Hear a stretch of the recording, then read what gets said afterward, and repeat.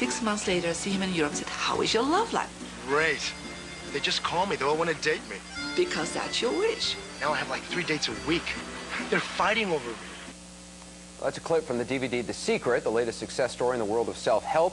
The DVD and the book by the same name are making author Rhonda Byrne a lot of money, but not everyone is sold on The Secret. Some are calling it old-fashioned snake oil in a new package. Joining me now is Jerry Adler, senior editor at Newsweek, and best-selling author John Assaraf, who is featured in the DVD version of The Secret. Guys, thanks for being with us. Jerry, let me start off with you. What is your problem with The Secret? You wrote an article in Newsweek all about it.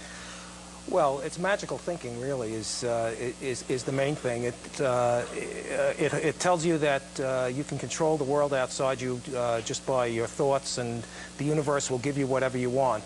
Most people would love to believe that, but most people give up believing it at about the age of 6. Well, what's wrong with believing that? What's wrong with the notion that, you can be optimistic and change the course of events? There's nothing wrong with believing that as long as you understand that events aren't going to change unless you take action yourself. One of the women in the film cures herself of cancer by visualizing herself healthy and not taking medical treatment.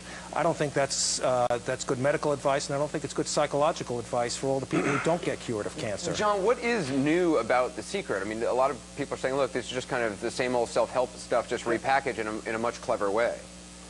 Well, I think, Anderson, the thing that's new about The Secret is there's a lot of new scientific evidence that's coming up now in quantum physics and in neuroscience that's really showing us that our thoughts do control the vibration of our body and every cell in our body. And we know that every thought has an electrical and a chemical balance to it as well. And so when you're thinking positive thoughts, you're actually emitting a frequency from your heart and your brain that through the law of resonance or frequency, you're attracting to it everything that resonates with that. And so we're dealing with science now, which is a lot better than what we had in the past, which was through the sages or the mystics of the time.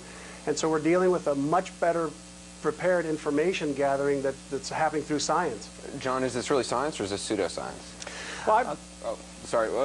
Sorry. John, what about it? I mean, that's what critics are saying. This is just basically kind of gobbledygook you're talking. Well, I know right now, if you look at quantum physics, we've really been understanding quantum physics for just the last 50 years, so it's a relatively new science.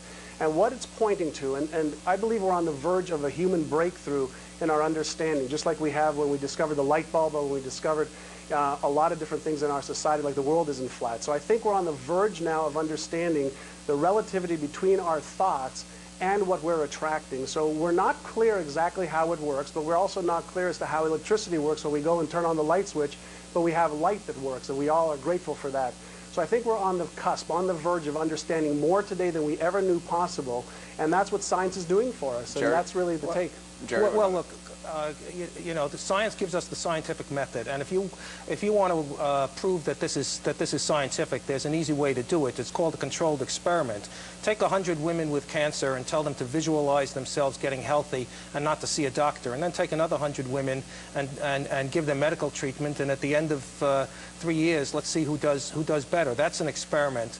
And, right. And that'll tell you whether it's scientific or not. Isn't there a danger, John, that if you are telling people, if this book is telling people that, visualize your cancer away, someone's not going to go out and get medicine?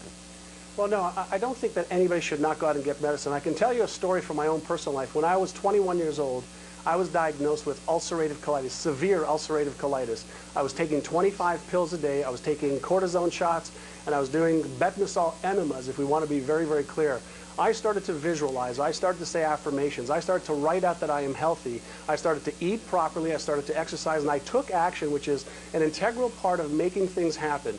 And with that, 5 weeks later, I didn't have to take any pills left. And that was really my interest.